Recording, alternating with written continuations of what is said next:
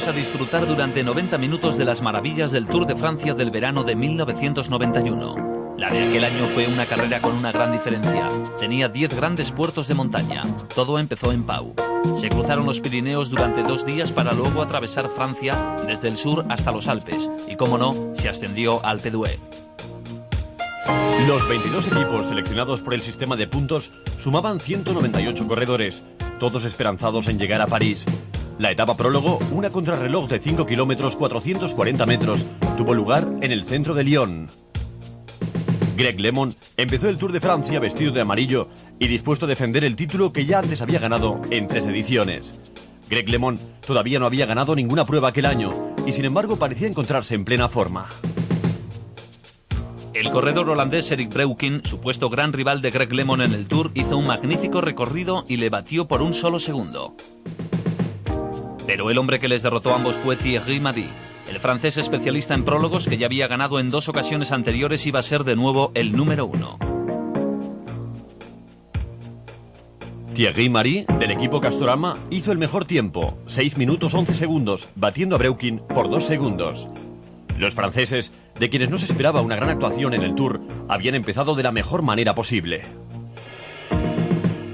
Los primeros 114 kilómetros y medio del Tour tuvieron lugar en un circuito habilitado en el parque llamado Taille d'Or. Por supuesto hubo sorpresas. ¿Recuerdan la escapada de 4 corredores en la edición anterior? Aquel año fueron 11 los escapados y uno de ellos, Greg LeMond, dispuesto a no cometer ningún error. ¿Era posible que todos los grandes, a excepción de LeMond y Breukink, se hubiesen dejado sorprender de nuevo? Las veloces piernas y el poderoso arranque de Abduljaparov rebasaron a Sean Kelly, que intentaba conseguir la victoria desde 1982. En tercera posición entró Greg LeMond. Greg LeMond volvió a vestirse de amarillo, el color en el que parecía sentirse más a gusto. Después de un descanso de 3 horas, los corredores emprendieron el camino hacia la ciudad de Bron. Fueron 36 kilómetros y medio de contrarreloj por equipos. Que se corrieran 2 etapas el mismo día originó una gran polémica. El corredor Stephen Roche no llegó a tiempo de tomar la salida junto a sus compañeros. El equipo hizo todo el recorrido sin él y Roche lo hizo después, lo que le costó ser eliminado. El equipo Panasonic había hecho el mejor tiempo hasta entonces, pero no muy lejos de ellos se encontraba el equipo Castorama, encabezado por Logan Fignon, Luc Leblanc y, como no, el hombre que había perdido el maillot amarillo por la mañana, Thierry Mardy. A su llegada había mejorado el tiempo del equipo Panasonic, aunque no sería suficiente como para poder recobrar el jersey amarillo. Fue precisamente Thierry Mardy quien entró en primer lugar, tirando de su equipo. Tras ellos, el equipo Ariostea se encontró desgraciadamente con algún que otro problema. El fallo de uno de los corredores provocó la caída de parte del equipo en la última curva. Uno de los que cayó fue Sorensen, corredor que esperaba ser el líder del Tour al finalizar la contrarreloj. El equipo pasó por línea de meta sin él. Sorensen tuvo que hacer un gran esfuerzo para llegar, pero se enfundó el maillot amarillo con una ventaja de 10 segundos sobre Greg LeMond, un líder danés en el Tour de Francia. Eso no se ve todos los días. Al día siguiente, la tercera etapa de 210 kilómetros y medio. Se inició en Villeurbanne, en las afueras de Lyon, y terminó en Dijon, la capital francesa de la mostaza. Las etapas llanas preocupaban a muchos corredores, pero fueron una fiesta para los sprinters. Uno de ellos, Etienne de Wilder, no esperó hasta el final para lanzar su ataque. A 1 kilómetro de la línea de meta se escapó y no consiguieron darle caza. La cuarta etapa nos alejó de la capital de la mostaza y nos llevó hasta Reims, centro de la región del Champagne, en una larga etapa de 286 kilómetros. Una vez más, los sprinters esperaban hacerse con la victoria. Cruzando la línea, Abduljaparov, un nombre a tener en cuenta. Fondriest fue el que encabezó el ataque del día siguiente. La etapa desde Reims hasta Valenciennes llevaría a los corredores hasta cerca de la frontera con Bélgica. Un buen número de corredores fue víctima de otras tantas caídas, pero hubo una que ninguna cámara pudo filmar. Fue la del maillot amarillo Sorensen. Cayó en una curva muy cerrada. Volvió a la carrera montado en la bicicleta de su compañero de equipo, Bruno Chenialta. Y cuando llegó a la meta, nadie se percató de que Sorensen había sido víctima de una caída que lo alejaría del Tour. Acabó la etapa con la clavícula rota. Dylan Neidham consiguió con su escapada de última hora cruzar la línea en primer lugar. Esta fue la imagen del día. Sorensen abandonaba el Tour de Francia. A la mañana siguiente el nuevo líder era Greg LeMond, pero en un gran gesto y según la tradición del Tour no quiso enfundarse el maillot. Según él, el puesto de líder quedaba abierto a cualquiera. Lemon iba a tratar de reconquistar el maillot amarillo, pero también Thierry Marix lo iba a intentar. En la segunda escapada más larga de la historia del Tour, más de 230 kilómetros, Marix se vistió de amarillo al llegar a Le Havre. La carrera llegó hasta Argentín, sprintando los 185 corredores. Jean-Paul Van Poppel se proclamó vencedor de etapa, otro gran especialista en forma. Al día siguiente, a consecuencia de la gran escapada del día anterior, Marix estaba excesivamente cansado para disputar la primera gran contrarreloj. El número 11 era Claudio Chiappucci, quien el año anterior fue incapaz de realizar una buena contrarreloj y que sin embargo acabó el Tour en segunda posición detrás de Greg LeMond. Logan Fignon parecía estar volviendo a su buena forma a juzgar por su lucha durante todo el trayecto, y también Raúl Alcalá, que fue el ganador de la primera contrarreloj disputada en el Tour del año anterior y que aquí adelanta a Olaf Lufin. Pero a los que realmente hay que batir son los que salen en las últimas posiciones. El campeón de Italia, Gianni Bugno, quien según todo el mundo decía sería el nuevo ganador del Tour de Francia. Eric Breuking, ganador de 2 etapas contrarreloj en el pasado Tour y cabeza de etapa hasta los últimos 10 kilómetros, a partir de los cuales se hundió. Jean-François Bernard, que este año corría en un nuevo equipo, gregario de lujo en el Banesto para ayudar a Miguel Indurain y Pedro Delgado. Pero Bernard parecía haber encontrado su mejor forma y consiguió el tercer mejor tiempo del día.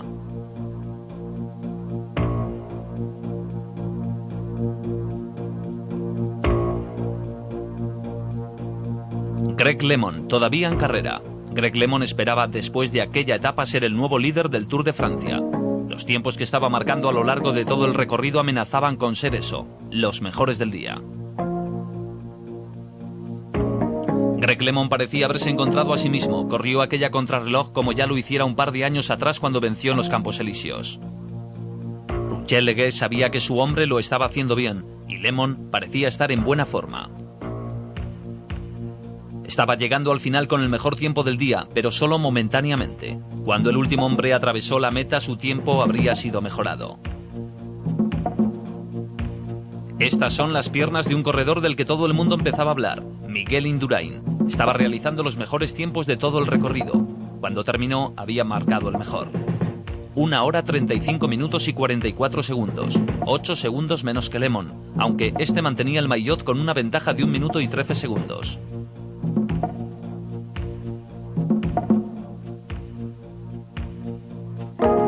La carrera continuó por carreteras más bien llanas. Así la novena etapa de 161 kilómetros partió de Alençon hasta Reims. El pelotón estaba a 1 minuto 45 segundos del grupo de cabeza, pero en este no había muchos hombres que pudieran preocupar a Greg LeMond. Casi al final de etapa, Moro Orbirio, del equipo RMO, se arriesgó y entró vencedor de etapa. Seguramente fue el día más feliz del brasileño.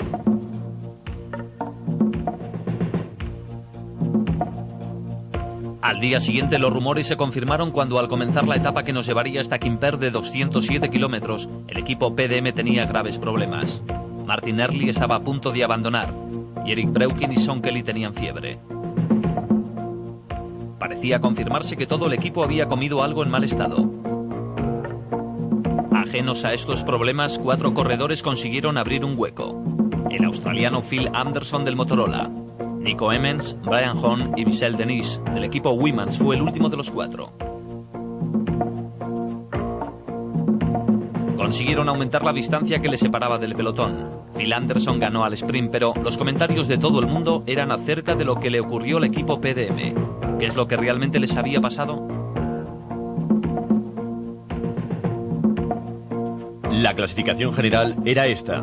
Primero Greg LeMond. Indurain ocupaba la tercera plaza.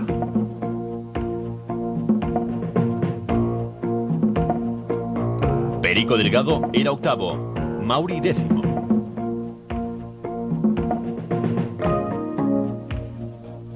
La etapa número 12, de 192 kilómetros, condujo a los corredores desde Pau hasta la ciudad de Jaca. Cuando la carrera empezó el descenso de Col de Sud a los 83 kilómetros y medio, Greg LeMond iba en el pelotón que perseguía a un grupo de corredores escapados. Pascal Richards, el suizo que ya había coronado el puerto en primer lugar, le sacaba casi 4 minutos. Le seguían Andrew Hamsten, Lou Leblanc, Jean Neylands y Mauricio von Driest. Mientras el equipo Z seguía la persecución, los escapados mantenían su ritmo al paso por el Col de Chef. Pascal Richard pasó en primer lugar, seguido de Andrew Hampsten. Greg LeMond no podía entenderlo. Nadie parecía preocupado por los escapados. Miguel Indurain, Pedro Delgado, Marino Lejarreta o Gianni Buño eran meros observadores, y Greg LeMond tenía que hacer todo el trabajo de su equipo. Así se llegó a la frontera española, y fue precisamente un francés el que condujo al grupo a tierras españolas. Luc Leblanc coronó Son Port con 16 segundos de ventaja. El gran pelotón, con Greg LeMond, iba nada menos que a 7 minutos y 15 segundos. En cuanto se entró en España, el camino hasta Jaca era literalmente un descenso. Era pues muy difícil que el grupo de escapados no consiguiese la victoria. Charly Motet consiguió su segunda victoria de etapa. El gran pelotón entró encabezado por el francés Frédéric Beauchamp a 6 minutos y 55 segundos. El maillot amarillo era Luc Leblanc. Era el líder del Tour con una diferencia de 2 minutos y 35 segundos sobre Greg LeMond. A 3 minutos y 52 segundos estaba Charly Motet y en cuarta posición Mauricio Fondries. Miguel Indurain estaba a 4 minutos y 44 segundos en quinto lugar. El pelotón salió hacia su destino en los Pirineos. Para cuando acabase el día, el Tour tendría una nueva historia. La etapa tuvo un principio tranquilo desde la salida en el Portalet y en su recorrido de 56 kilómetros de vuelta a Francia. De Clercq se destacó del grupo. De repente, Guido Winterberg atacó aprovechando el avituallamiento en la base del Col d'Aubix, un puerto que sube 16 kilómetros hacia el cielo. Pero el contraataque llegó. El primer hombre que se lanzó en persecución de los escapados fue Gianni Buño, el campeón de Italia y número 1 del mundo.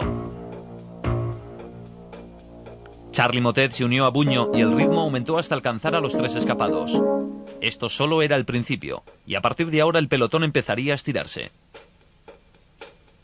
Claudio Chiappucci aceleró y dejó el grupo en el que iba Luc Leblanc, pero, como suele decirse, el maillot amarillo da alas.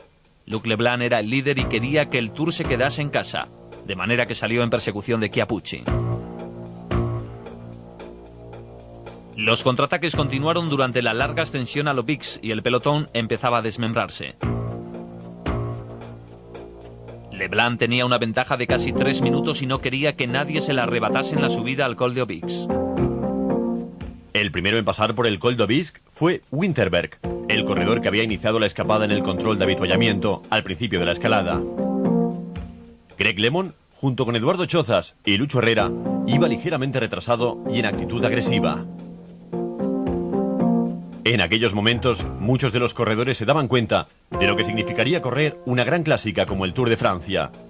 Las etapas llanas quedaban atrás y las esperanzas de ganar el Tour que pudieran haber mantenido en estas 2 semanas quedaron rotas en menos de 2 horas.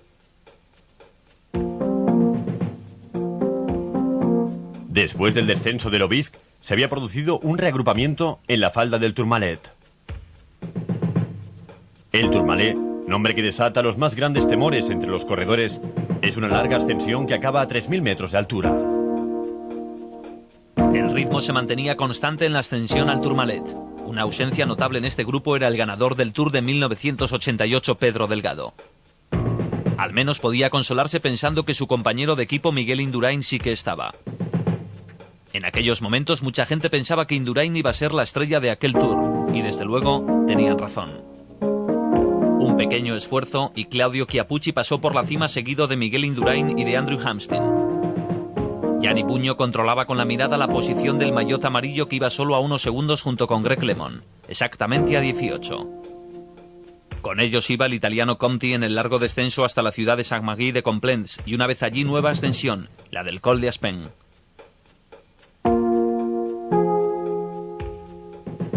Se necesita una gran habilidad en las subidas, pero quizás aún mayor en los descensos. Fue en ese descenso cuando Miguel Indurain lanzó el ataque. Había notado que Greg LeMond había perdido el contacto un poco antes de la cima y decidió lanzarse. Cuando Greg LeMond pudo tomar contacto otra vez, Miguel Indurain se había fugado. Con 184 kilómetros cubiertos, a Indurain le había llegado el momento de recuperar fuerzas. Había estado esperando aquel momento durante casi 2 semanas. Había corrido el riesgo de permanecer en el pelotón, como ocurrió el primer día, en que dejó que se escapase el grupo en el que iban Eric Breukin y Greg LeMond. Nunca pudo prever lo que iba a pasar con Breukin y todavía no sabía lo buen corredor que era Greg LeMond. Claudio Chiappucci decidió que era el momento adecuado para intentar unirse a Indurain y, sorprendentemente, nadie hizo el menor esfuerzo para impedírselo. Indurain recibió la noticia de que Chiappucci iba en su busca y, de hecho, disminuyó el ritmo para permitir que Chiappucci le alcanzara. Pronto serían 2 corredores escapados. El resto de los grandes debía reaccionar. Lo de Miguel Indurain no fue una sorpresa. Todo el mundo hablaba de él. Estaba en forma. Cuando todavía faltaban 45 kilómetros, Chiappucci se unió a Indurain, mientras más atrás, a unos 2 minutos, Logan Fignon había conseguido unirse al grupo de LeMond. Aunque seguramente se llevó una gran decepción al comprobar que faltaban 2 corredores, Indurain y Chiappucci. Fignon iba sufriendo. Su rostro lo decía todo. Su cara no expresaba la dureza del esfuerzo, sino el dolor del agotamiento. Greg LeMond sabía que tenía que reducir distancias con los 2 escapados o sería demasiado tarde. El siguiente paso era la ascensión al Col d'Aspin. Los 2 escapados circulaban con 2 minutos de ventaja. El hueco cada vez fue mayor y los 2 de cabeza fueron sumando minutos de ventaja. Fue inevitable. El nuevo líder sería Miguel Indurain. Si todo salía bien, terminarían siendo primero y segundo de la clasificación. Los espectadores españoles disfrutaban de lo lindo. LeMond parecía ser el único del grupo perseguidor que era consciente de la urgencia de un ataque. Con sus continuos demarrajes, intentó provocar que alguien le ayudase a coger a los 2 escapados. Buño aceptó el reto y rápidamente LeMond se pegó a su rueda. Eduardo Chozas, del equipo de la 11, tuvo una actuación muy discreta en aquel tour. Marino Lejarreta, su líder, estuvo francamente mal. Chiappucci, lejos de ellos, estaba consolidándose como claro rey de la montaña, mientras que Indurain pensaba, cómo no, en ganar el Tour de Francia. El líder, Luc Leblanc, estaba pasándolo muy mal cerca de la cima del Col d'Aspin. El pequeño francés se quedó descolgado del grupo de cabeza viendo cómo sus compañeros se alejaban de él. Tuvo su gran día en la etapa de Jaca y ahora, que vestía de amarillo, se dio cuenta de lo que Greg LeMond ya había comprobado. En el Tour de Francia no hay amigos.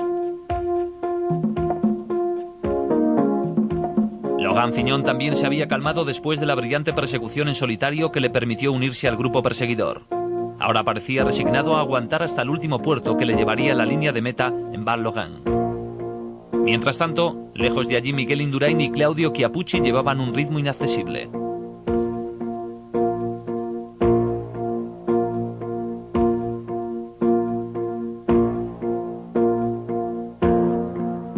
Las distancias fueron aumentando entre los diferentes grupos. El pelotón marchaba con un retraso de 12 minutos.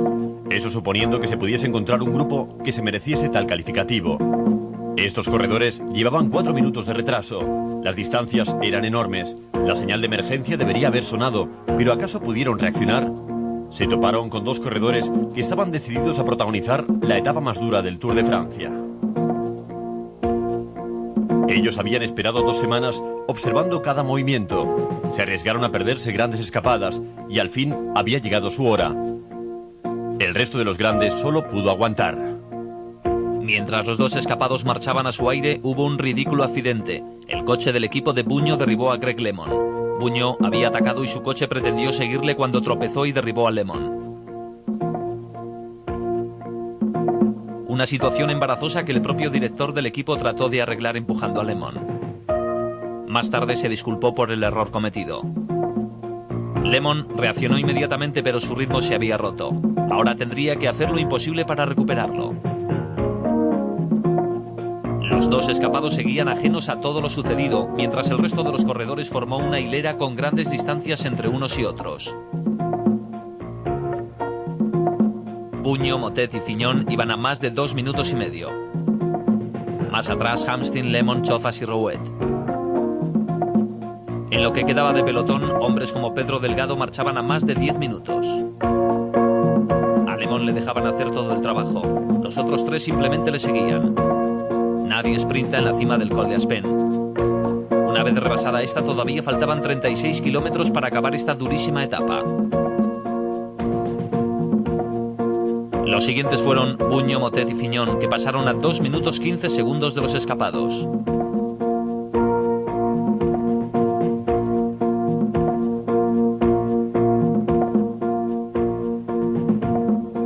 A estas alturas, Buño era perfectamente consciente de su gran error al haber permitido la temprana fuga de Indurain y Chiappucci. Pero ya se sabe que en este tipo de pruebas a veces es conveniente jugarse el todo en una etapa larga. Y eso es exactamente lo que Indurain había planeado y solo Chiappucci había resistido. El grupo de Hamsten, Lemon, Chozas y Ruet marchaba a 3 minutos y 34 segundos de la cabeza y a poco más de 1 minuto del trío formado por Buño, Motet y Fignon.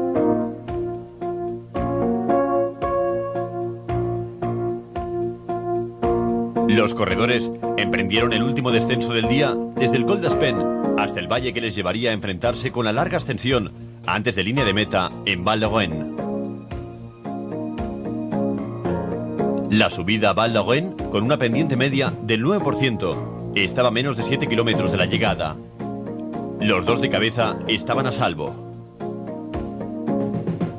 Los 3 perseguidores no podían más que intentar reducir distancias. Buño todavía pensaba que podía dar batalla. Debía encontrar el momento de deshacerse de Fignon y Motet. Más atrás, Lemon estaba realmente tocado y Eric Boyer, su compañero de equipo, había acudido en su ayuda. Boyer iba a la cabeza intentando que Lemon le siguiese. A todo esto, el maillot amarillo Luc Leblanc había pasado por el Col d'Aspen con una diferencia de 6 minutos y 42 segundos. Eso significa una enorme distancia. El rostro de Chiappucci mostraba el tremendo esfuerzo que estaba realizando cerca ya del final de la etapa en Val d'Auen. Indurain parecía igual de fuerte. Detrás de ellos, Buño lanzó un último y desesperado ataque para cortar distancias. Marchaba a más de 2 minutos y realmente tenía que rebajar esa distancia en medio minuto por lo menos si todavía quería tener una oportunidad de ganar el Tour. Fignon intentó seguirle y por un momento pareció que Motet se quedaba solo. La gente estaba entusiasmada con el espectáculo que estaban viendo. Lo había intentado muchas veces a lo largo de la etapa y al final Buño lo consiguió. Detrás, el grupo de 5 corredores permanecía apiñado. Lemon desesperadamente en la parte de atrás, Boyer vigilante. El número 51 era por fin el tercero en la carrera. Por cierto, el número 51 parece ser el de la suerte. Es el número que han llevado muchos de los ganadores del Tour de Francia. Así transcurría la batalla tras estos 2 corredores.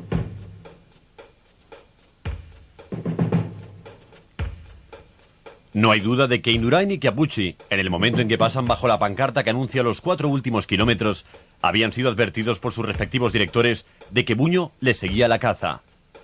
Y a pesar de que la etapa era suya, no era cuestión de relajarse antes de tiempo. Debían mantener el ritmo. Este había sido el día elegido para dar el hachazo y nadie iba a arrebatarles el triunfo. Tenían razón los que temían la subida al Val d'Auen. Era una durísima ascensión después de una larga etapa de montaña de 232 kilómetros.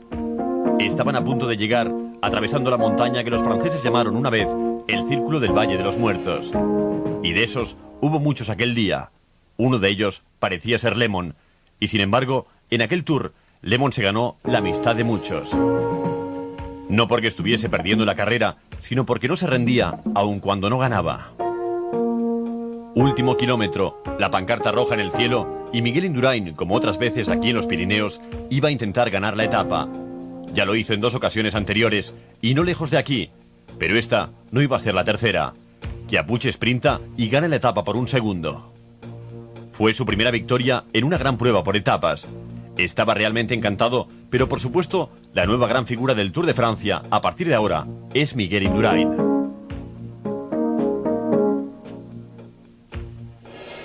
Número 1 y nuevo maillot amarillo con una ventaja de 3 minutos.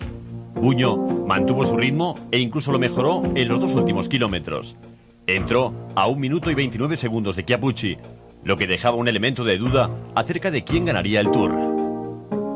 Y una gran actuación de Fignon, que entró en 4º lugar a 2 minutos y 50 segundos.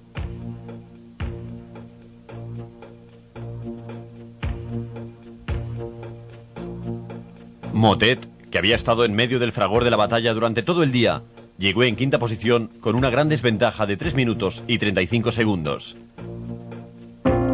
Era demasiado para el ganador de 2 etapas y anterior maillot amarillo. Andrew Hansen era el mejor americano. Llegó en 6ª posición, a 6 minutos y 1 segundo, seguido de Eduardo Chozas. Después llegó Lemon, ayudado por su fiel compañero Eric Boyer. Lemon había pinchado por completo. Llegó a 7 minutos y 18 segundos de Chiappucci, el mismo al que había batido en el Tour del año anterior. La clasificación general había dado un vuelco espectacular. La carrera estaba a punto de dejar los Pirineos. Miguel Indurain estaba en primera posición, seguido de Charly Motet a 3 minutos y a 3 minutos y 10 segundos Gianni Bugno. El nuevo rey de la montaña era Claudio Chiappucci. Para el español fue un gran día. Fue la primera vez que Indurain se vistió de amarillo en el Tour de Francia y lo hizo con un estilo que le dio todo el derecho a pasar a la historia del Tour como uno de los mejores corredores de todos los tiempos. La 14ª etapa, de 172 kilómetros y medio, recorrió la distancia que separa Saint-Gaudens de Castres. Hubo un ataque por parte de Bruno Cenialta, del que nadie hizo caso. Entró vencedor con 20 segundos sobre los italianos Jean-Claude Colotti y sobre Giovanetti. La 15ª etapa de Albi Arles tenía 235 kilómetros. Moreno Argentín, aprovechando las únicas rampas del día, no demasiado duras, saltó del pelotón y consiguió entrar vencedor. Segunda victoria del equipo de Ariostea en 2 días. Sin cambios en la general.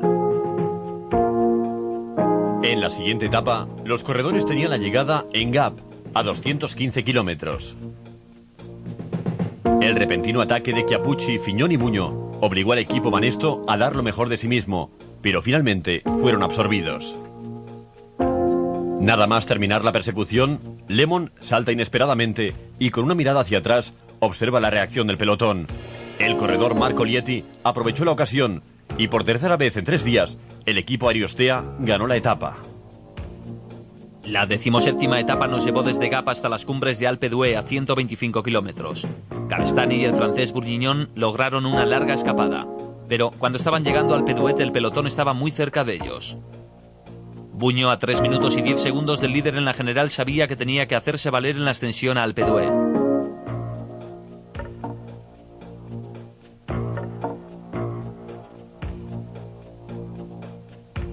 Había sido el primero en coronarlo el año anterior.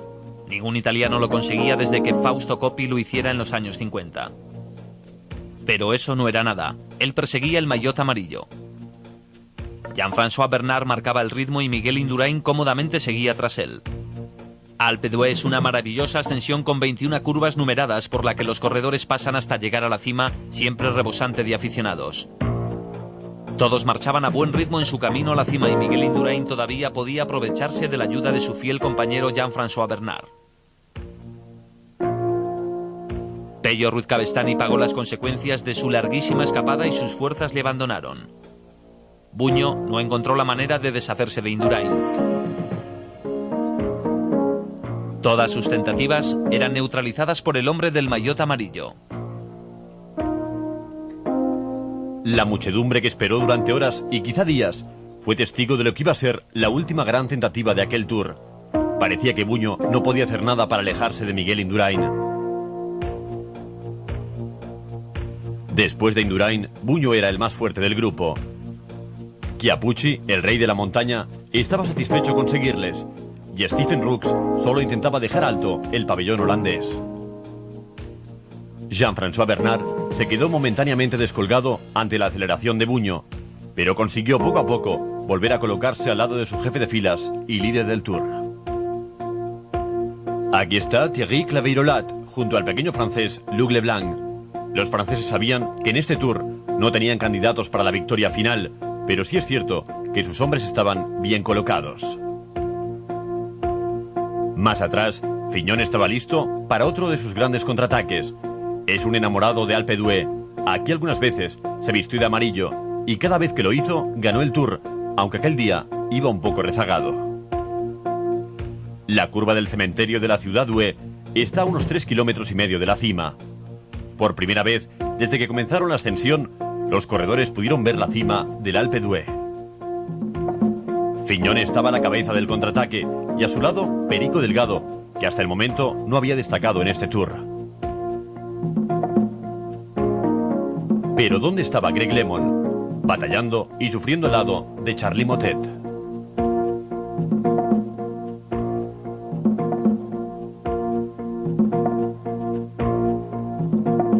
La muchedumbre se agolpó en torno a los corredores en las últimas rampas de Alpe d'Huez.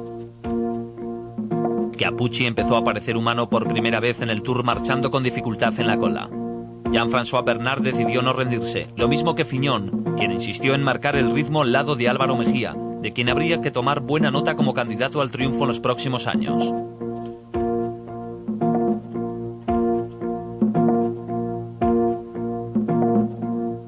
A su lado, el número 1 del mundo, Gianni Bugno, corría por cuarta vez el Tour. Era campeón de Italia y estaba en excelente forma. Sin embargo, nada podía hacer contra Miguel Indurain, un buen corredor en la Vuelta a España que se perfilaba como el próximo ganador del Tour.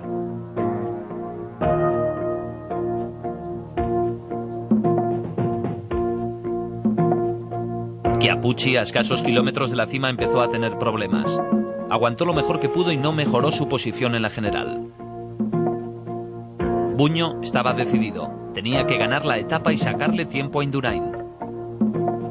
Pero este no iba a ayudarle en su empresa.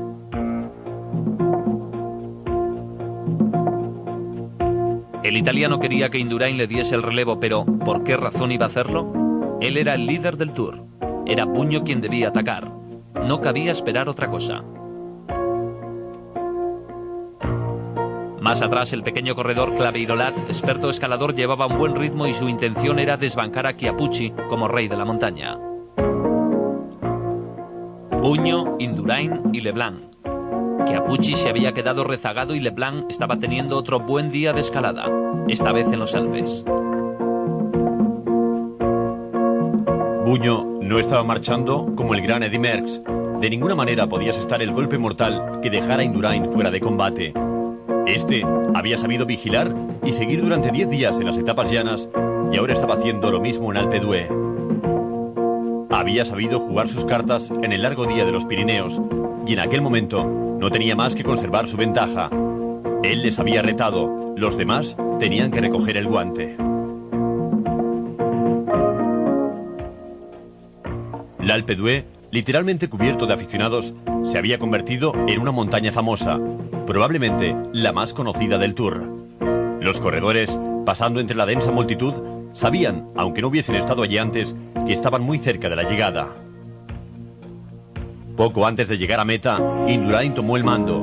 Bugno le siguió, y detrás, como siempre, el valiente y esforzado Luc Leblanc.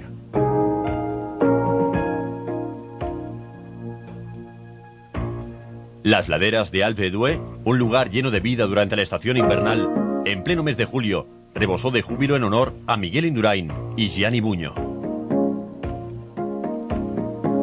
Indurain nunca parece preocupado. Simplemente sigue, observa y espera. Es un corredor muy fuerte. En cambio, Bugno a su lado parecía aún más frágil, incapaz de encontrar la manera de romper la armadura del caballero vestido de amarillo. A 2 kilómetros de meta, los 9 primeros corredores estaban separados por no más de un minuto. Indurain, Leblanc y Bugno.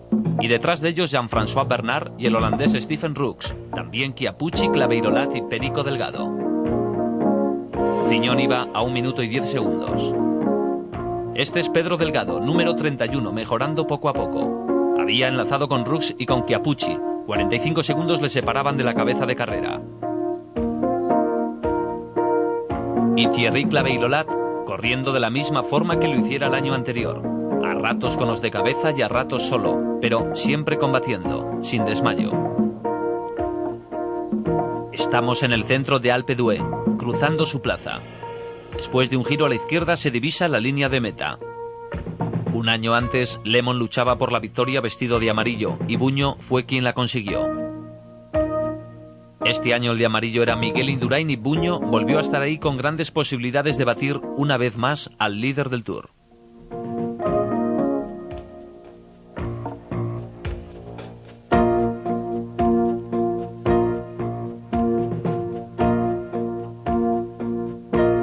Leblanc siguió aguantando. Ya se sabe que cuando por fin un corredor divisa la línea de meta saca fuerzas de donde sea para ganar. Pero, ¿podría Leblanc conseguir aquella victoria para Francia? Es la victoria más codiciada, la llegada a Alpe d'Huez, la que queda en la memoria de todos.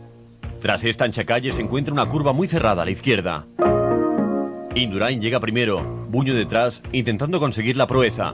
Ganar la etapa por segunda vez en 2 años consecutivos. Nadie lo había conseguido antes. Buño estaba mejor colocado, era uno de los mejores sprinters. Buño echó una mirada hacia atrás y soltó amarras. Por segunda vez en 2 años, no solamente ganó la etapa, sino que batió al maillot amarillo, en este caso Miguel Indurain.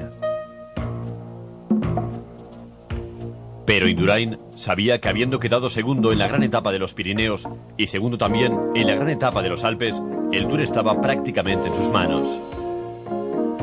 Jean-François Bernard llegó en cuarta posición a 35 segundos. Después hubo un segundo sprint entre Rux, Chiappucci y Claveyrolat, con Perico Delgado más atrás. La victoria fue para Rux, quien entró en quinto lugar. Apenas transcurrió un minuto cuando vimos a Fignon luchando por la 9ª plaza con Mejía, que iba delante de él. Fignon entró primero. La dura subida al Alpe d'Huez le hizo perder tiempo en la general. Había entrado a 1 minuto y 12 segundos de Buño. Después de Fignon llegó el grupo de Lemon, que encontró compañía. Al día siguiente los supervivientes dijeron adiós a los Alpes y emprendieron el largo camino de Bourdoise-Samorchin, 255 kilómetros. En medio de aquel diluvio hubo 2 corredores que iniciaron una larguísima escapada, Claveyrolat y Bourguignon. Ninguno de los grandes tuvo la oportunidad de escaparse, o mejor dicho, ninguno quiso hacerlo en aquellas condiciones. La carretera estaba húmeda y Marino Lejarreta dio con los huesos en el suelo, en la ascensión del Col des Colombiers. Comenzó a llover otra vez. A medida que nos íbamos acercando a la cima, Bourguignon, que todavía iba en cabeza junto a Claveyrolat, estaba haciendo todo lo posible por conseguir el triunfo que hasta ahora se le había negado.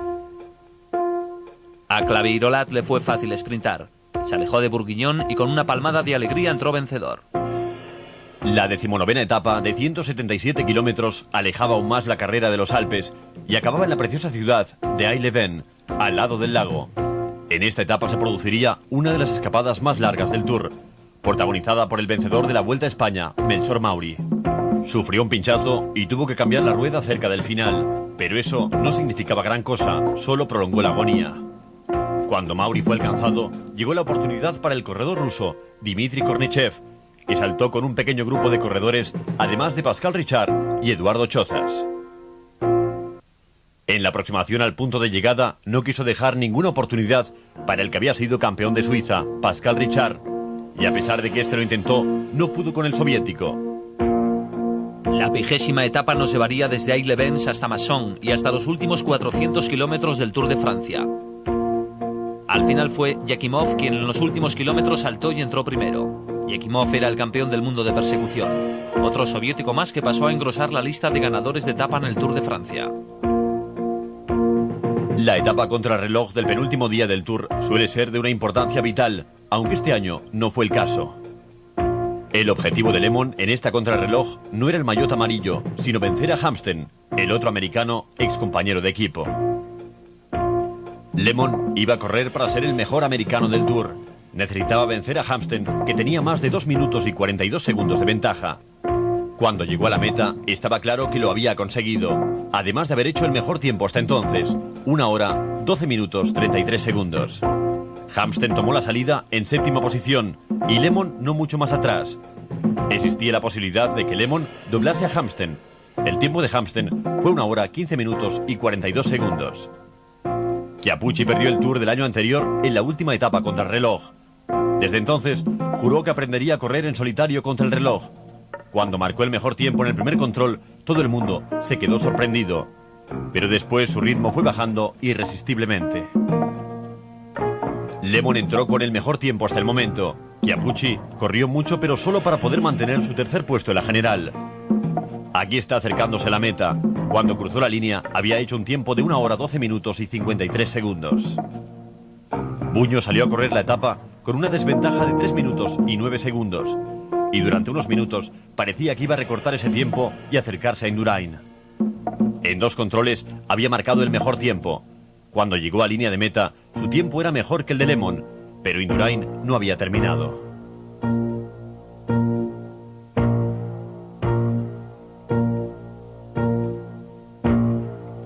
La actuación del líder del Tour fue la esperada.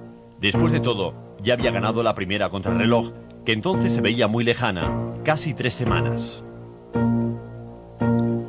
En el primer control, el tiempo marcado por Chiappucci fue el mejor. Buño e Indurain hicieron exactamente el mismo tiempo, 26 minutos y 57 segundos. Los dos habían marcado 21 segundos más que Chiappucci, pero mientras este fue perdiendo fuerzas, Indurain mantuvo el ritmo y cuando llegó al final de la etapa no había duda, si es que alguna vez la había habido. Miguel Indurain iba a ser el vencedor del Tour de aquel año. Buño no solamente no pudo acortar distancias, sino que aún perdió más tiempo. Salió con 3 minutos y 9 segundos y al finalizar la contrarreloj su tiempo sería de 3 minutos y 36 segundos por detrás de Indurain. Este había sabido elegir las 4 etapas cruciales del Tour para dar el golpe. Ganó las 2 contrarreloj y entró segundo y destacado en las 2 grandes etapas de montaña. Fue el único corredor que hizo los 57 kilómetros en menos de 1 hora y 12 minutos. Su tiempo, 1 hora 11 minutos y 45 segundos exactamente. Había ganado la etapa y entraría vencedor en París al día siguiente. La etapa final, un recorrido de 178 kilómetros desde Melun hasta París a los Campos Elíseos. La Torre Eiffel, la visión que todos esperaban ver, y fue precisamente Lemon quien la divisó primero. Detrás iba el pelotón escoltado por todos los hombres de Banesto, el equipo de Indurain. No estaban preocupados por Lemon. Pronto los corredores llegaron a los Campos Elíseos. Para un ciclista profesional es algo muy emocionante ser el primero en pasar por línea de meta en el circuito de los Campos Elíseos. En total, tenían que completar 8 vueltas. Era una subida continua hacia el Arco de Triunfo y, cómo no, un descenso continuo a partir de entonces.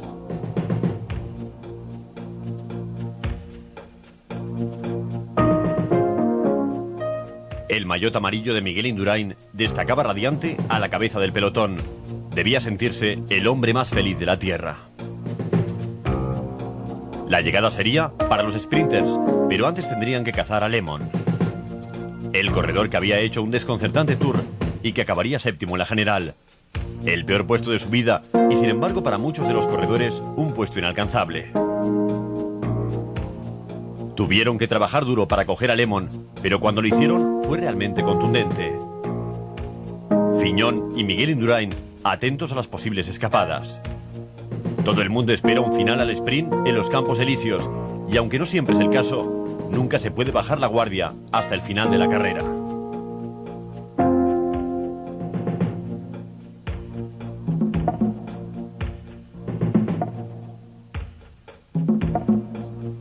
A pesar de que el pelotón se rompió, finalmente volvió a ser un grupo compacto y cualquier otro intento fue neutralizado. Aquella pudo ser la oportunidad para alguien como Abduljaparov, el corredor que ganaría el premio a la regularidad. Realmente se había ganado la reputación de el mejor y más temido sprinter del mundo. Abduljaparov, con el maillot verde, aparece a la izquierda de la imagen. En primera posición, en el centro, Ola Dubik. De repente, Abduljaparov tropieza en la barrera y cae aparatosamente arrastrando consigo a 2 sorprendidos corredores del Gatorade. Uno de ellos, Jan Sur, que se da un tremendo batacazo. Fue golpeado a más de 60 km por hora por uno de los más rápidos corredores del mundo.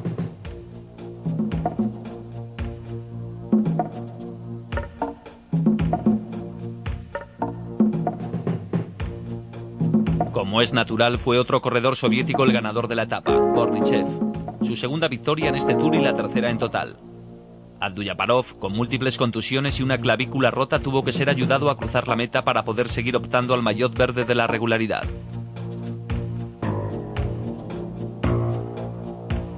El ganador del Tour de 1991 tuvo suerte de poder evitar aquella caída fatal en el último instante de la última etapa. 101 horas en el sillín para Indurain. Era el cuarto español que ganaba el Tour. Detrás, Buño a 3 minutos y 36 segundos. Chiappucci tercero. Motet cuarto. En octavo lugar, Hamstin. Noveno, Pedro Delgado. Y y 10º Rouet.